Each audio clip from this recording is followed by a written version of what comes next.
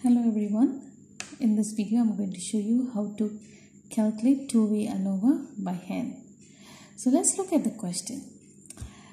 In this example I'm going to investigate how anxiety and the level of difficulty of the questions that has been administered to students has any influence on their stats scores.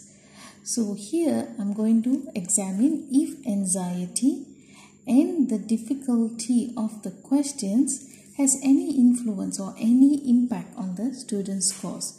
So therefore I have two factors. My factor 1 is anxiety. My factor 2 is level of difficulty. So anxiety has 3 levels: low, moderate and high, and difficulty levels I have easy and difficult. So this is my data that I have organized in the table format. So I have altogether 6 different groups. I have low and easy group, moderate anxiety and easy group, high and easy group, low and difficult group, moderate and difficult group, and high and difficult group. So I have 1, 2, 3, 4, 5, 6 groups. Okay, the first step is compute the total scores for each group. Get the total score of the squared values in the group and compute the sum of squares for the group. Okay, how do we do that? So for the first group, which is the easy and low, the values in blue is the original data. So these scores are being added to get the T1. So 3 plus 1 plus 1 plus 6 plus 4, you get 15. So second is the sum of the squared values for group 1. So what we do next is we square each of the value in that particular group. So 3 squared, 1 squared, 1 squared, 6 squared, 4 squared. And then we add all them up. And then you will get 63. So this is shown here. Okay. Now, how do we get the sum of squares for this particular group, which is low and easy group? Okay, low and easy group. How do we compute that? For that, you need to get the sum of the total squared for that particular group minus sum of the total divided by n, and the sum of total will be squared divided by n. Okay. Now, we already have our t squared and now we also have our sum of t. So where do we get this? From our first group. So it's going to be 63 minus 15. So we square this value, divide by 5. 5 is number of cases we have in this particular group. We have 1, 2, 3, 4 and 5. So we have to repeat these same steps for all remaining 5 groups. Okay. Now, once we have computed the total, square total and also the sum of squares within, we can start computing total variation. So sum of squares total using the formula of sum of x squared minus g squared divided by n. N is the total sample size. So what is the sum of x squared?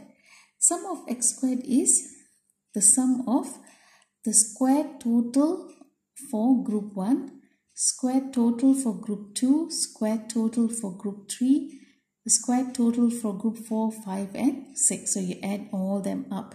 Where do we get this value from? We already computed in the previous steps.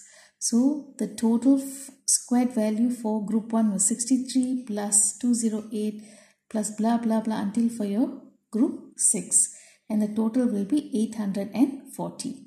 So G squared is the sum of the total in each group, square it. Okay, so this is the T1, the total in group 1, total in group 2, total scores in group 3, and we add all of them and we square it. So it is 15 plus 30, 45, 5, 20, and all add this and square it. You get 120, square it will come 14400. So the sum of squares total is sum of x squared minus g squared divided by n. So 840 minus 1440 divided by 30. 30 is the total sample size. We have 5 in each groups. We have 6 groups, so in total we have 30 observation or 30 cases. So when you solve this, you get 360. So the total variation in the data is 360. Second step is we compute the within variation. So the within variation is the sum of squares from each group. So we calculated the sum of squares within for each group earlier in previous step. So we just have to add all these values. So 18, 28, 26, 8, 20 and 20. So the sum of squares within is 120. So what will be the next one? We have to compute the between variation. So this between variation is sum of squares between is we take the t and square it, divide by n for each group and we add it up for the entire 6 group and subtract it from g squared divided by n. Okay, so how do we get this t squared divided by n, the summation of all these t squareds? So we take the t1 values, the total score value for group 1, square it, divide by the number of observation in that particular group. Then we repeat for each group in that particular data set. Now, since the sum of the total score in that first group is 15, second group is 30, 45 and followed by the rest of it. So we have to square each of the total scores, divide by 5. So when you solve these, you'll get 720. So g squared is the total sum of the scores from each group. So we have the total score from first group, total score from second, third, fourth until the end. We take all of them, we square it. So when you square it, becomes 14400. So g squared over n, you get 14400 divided by 30 and you get 480. Using these values and 720, when you subtract it, you get 240. Now, once you get the between variation, we have to remember that this between variation is a combination of sum of squares of factor A, factor B and the interaction factor. So the between variation is a combination of 3 elements. So now we have to calculate these 3 elements. How do we do that? So firstly, let's look at the table. This easy and difficulty are the rows. So we have 2 rows and these 2 rows are my factor A, which is the level of difficulty. And I have 3 columns, low, moderate and high, and these are my factor B levels. Now, for what I need to do is, in order to calculate my sum of squares A and B, firstly I need to identify which is my factor A, which is my factor B. In this case, I'm using the level of difficulty as my factor A and the level of anxiety as my factor B. Okay, so my factor A is in the rows, my factor B's are in my column. So my sum of squares for A, which is that level of difficulty, is the one in the rows. So I'm going to use the rows to compute it. So using the formula, take the sum of the rows, square it, divide by the n of rows, and you add for each row, minus the g squared, divide by n. Okay, so let's say, how do we get the t row squared summation? So t row squared is, we have 2 rows. Okay, so we take the sum of the first row, which is 90. How do I get 90? Sum of the first cell is 15, second is 30, 45 and 90. So this is actually the T1, T2, T3. This is one we computed in the very first step. So the total for these row is 90. So 90 square it divide by number of observation in this particular row. I have 5 in each of these cases. So in total I'll have 15. So plus my second row, when I add these difficulty row, I get 30. So 30 squared divided by 15. So when I solve it, I get 600. So my G squared is the total of the observation. So when I add these total rows, I get 120. So 120 square it divided by 30. I get 480. Okay. So my sum of squares for A is 600 minus 480, which is 120. So what will be my next step? Compute the sum of squares for between. So using the same approach, same table, now I'm going to calculate for the column. Previously we calculate for the rows, right? Now we are going to use for columns because my column is actually my factor B. So sum of squares for B, my anxiety levels, is the total of column, square it, divide by the number of observation in column, and by add for the all columns that involves in the study, minus G squared over N. So how do we get this? T column squared. So my first column here is low. So what is the total scores in this particular column? I have 15 and also 5. Because remember, this is the total score 15 for this particular group. And this particular group is 5. So when I add these two scores, I get 20. And I add the two sample sizes, 5 and 5, I get 10. So I do the same thing for moderate. So moderate, I have moderate easy and moderate difficult. So when I add this total, I get 50. 30 plus 20. And my sample size will be 5 plus 5. I get 10. Same goes with high. Okay. So here T column squared is 20. The total for first column 20 square it divide by 10 plus total for the second column 50 square it divide by 10 plus the third column's total square it divide by 10. So when I solve this, I get 540. So the G squared is the total columns. Total scores in all three columns. So when I add 20 plus 50 plus 50, I get 120. So when I square it, divide by 30, I get 480. So my sum of squares between is 540 minus 480, I get 60. So what is left in sum of squares between? We have calculated sum of squares A, sum of squares B, now left with sum of squares interaction. So the sum of squares for between is, sum is equivalent to the sum of squares A plus sum of squares B plus sum of squares interaction AB.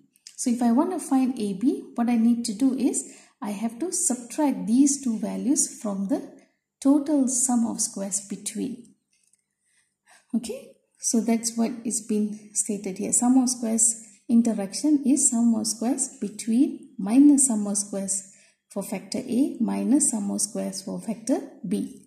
So sum of squares between, we have calculated this earlier. We got 240. Sum of squares A is 120. Sum of squares B is 60. So when you put it in the formula, so 240 minus 120 minus 60, you will get 60. So you have calculated the sum of squares for all the source of variation. So what will be the next? We have to compute the degrees of freedom. So the source of variation in this study is factor A, which is the difficulty level, factor B, the anxiety level, and the interaction factor between A and B, the within and the total. So how do we calculate degrees of freedom? So for factor A will be A minus 1, for factor B, B minus 1, for the interaction is a minus 1 multiplied by b minus 1. So what is this a and b? A is the number of levels in the a factor. B is number of levels in b factor. Okay. And what is this n? N represents the number of cases in that particular group. Okay. And this formula is only applicable for equal sample sizes. If you have unequal sample sizes, then you subtract one case from each group and you add them up. So in this case, you will get the same values because you have equal number of cases. So in this case, factor A has 2 levels, so 2 minus 1, you get 1. Factor B 3 levels, 3 minus 1, you get 2. So the interaction is 2 minus 1 multiplied by 3 minus 1, you get 2. Within error is AB. You have 3 levels multiplied by 2. Then each of your group has 5 cases. So 5 minus 1, you get 4. So 6 multiplied by 4, you get 24. So for the total is A, B, N minus 1. So A, you have 2 levels. B, you have 3. Multiplied by 5. Each of them has 5 cases. And you take the product of it minus 1. So you get 29. So remember, a total is actually a combination of factor A, B, interaction and within. So when you add the degrees of freedom of all these, you should get 29. So this is one way to check whether your degrees of freedom has been calculated appropriately or not. So what will be the next step? So the next 5th step is actually to compare the mean squares, compute the mean squares, F ratio and F critical. So we need to write down all your source of variation. Your factor A, factor B, interaction AB, within or the error, and the total sum of squares. So we fill in all the sum of squares. We fill in the degrees of freedom. Now we compute the mean squares. How do we compute the mean square? Is using sum of squares divided by degrees of freedom. Then you get 120. So sum of squares for factor B divided by the degrees of freedom for factor B, you get 30. So this is how you get your mean squares. With the mean squares, we can compute the F ratio. So F ratio for factor A is mean squares for factor A divided by mean squares within. So 120 divided by 5. This is the mean square for within. So you get 24. So for factor B is the mean squares of factor B divided by mean squares within. So for interaction is mean squares for interaction divided by mean square within. So you get this mean F ratios 24, 6 and 6. So now what will be the next step? We have to compare it F ratio to F critical and make a decision. And we know the source of variation F ratios and we can find the F critical. So F critical, if you notice, the second degrees of freedom remain the same because you are using degrees of freedom for within. But for factors depending on the levels, the first values will always differ. Okay, so based on this, you find the F critical from the table. Okay, so I've already found my F criticals. Now, what is the next step? I compare my F ratio to my F critical. So based on the results, 24, 6 and 6 are greater than all my F critical from the tables. So what does it tell us? It tells us there is a significant difference in the data. So all these are trying to show there is a significant difference. So basically factor A, which is the level of difficulty of the questions, the level of anxiety and the interaction has a significant impact actually on the student's statistics score. Okay. Thank you.